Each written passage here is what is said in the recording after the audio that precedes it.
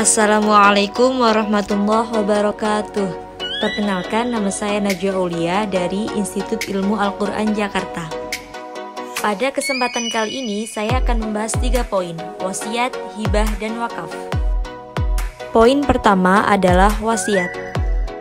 Dalam pembahasan wasiat terdapat 5 subbab. Yang pertama adalah pengertian wasiat. Secara bahasa, wasiat adalah menyampaikan atau menyambung sesuatu. Secara istilah, wasiat adalah pemberian hak milik secara sukarela yang dilaksanakan setelah pemberinya meninggal dengan batas maksimal sepertiga dari keseluruhan harta. Yang kedua yaitu dasar hukum wasiat.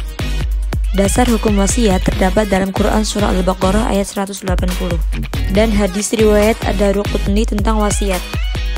Yang ketiga adalah hukum wasiat. Hukum wasiat adalah sunnah muakkad menurut kesepakatan para ulama. Yang keempat adalah rukun wasiat. Rukun wasiat ada 5. Yang pertama adalah al-musi, pemberi wasiat. Yang kedua al-musabihi, adalah sesuatu atau benda yang dijadikan wasiat. Yang ketiga yaitu al-musalahu, orang yang menerima wasiat. Yang keempat al-musa ilaih, yaitu orang yang menyampaikan wasiat. Yang kelima yaitu adanya sigot, ucapan dari pemberi wasiat untuk mewasiatkan sesuatu. Yang terakhir yaitu hikmah wasiat.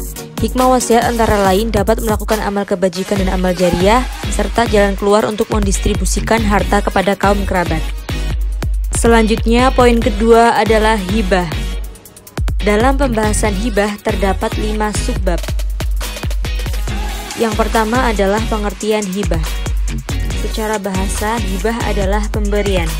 Secara istilah, hibah berarti akad yang menjadikan kepemilikan tanpa adanya pengganti ketika masih hidup dan dilakukan secara sukarela. Yang kedua yaitu dasar hukum hibah. Dasar hukum hibah terdapat di Quran Surah Al-Baqarah ayat 177 dan hadis riwayat Al-Bukhari, Al-Baihaqi, dan Abi Ya'la. Selanjutnya yaitu rukun hibah. Rukun hibah ada 4. Yang pertama yaitu al-wahib atau pemberi hibah.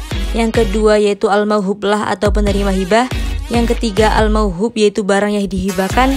Dan yang keempat adalah sigot. Selanjutnya yaitu mencabut hibah. Menurut mayoritas jumhur ulama, haram hukumnya meminta kembali pemberian, kecuali pemberian ayah kepada anaknya. Yang terakhir yaitu hikmah hibah. Hikmah hibah diantaranya dapat menghilangkan dengki, menghilangkan sifat bakhil, dan mendatangkan rasa saling mengasihi.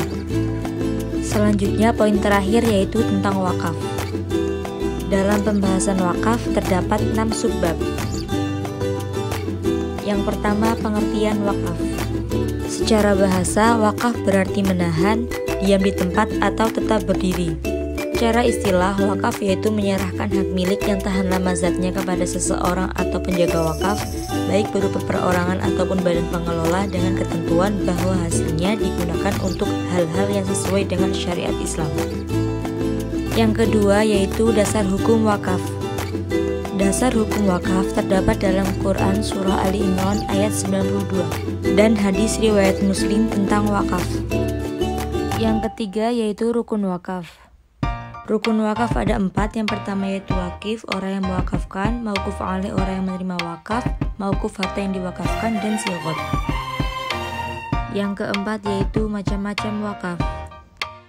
Wakaf terbagi menjadi 3 macam.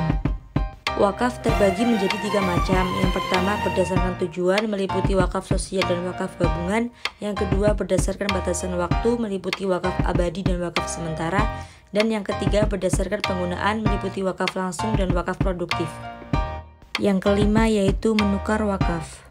Menurut ulama Syafi'iyah tidak boleh menukarkan wakaf. Menurut ulama Hanafiyah boleh menukarkan wakaf selain wakaf masjid. Menurut ulama Malikiyah boleh menukarkan wakaf selain wakaf masjid dengan syarat. Dan terakhir menurut ulama Hanabilah boleh menukarkan wakaf dalam bentuk apapun. Dan yang terakhir yaitu hikmah wakaf. Hikmah wakaf diantaranya dapat menghilangkan sifat tamak dan kikir dan dapat menopang kehidupan masyarakat dalam berbagai aspek.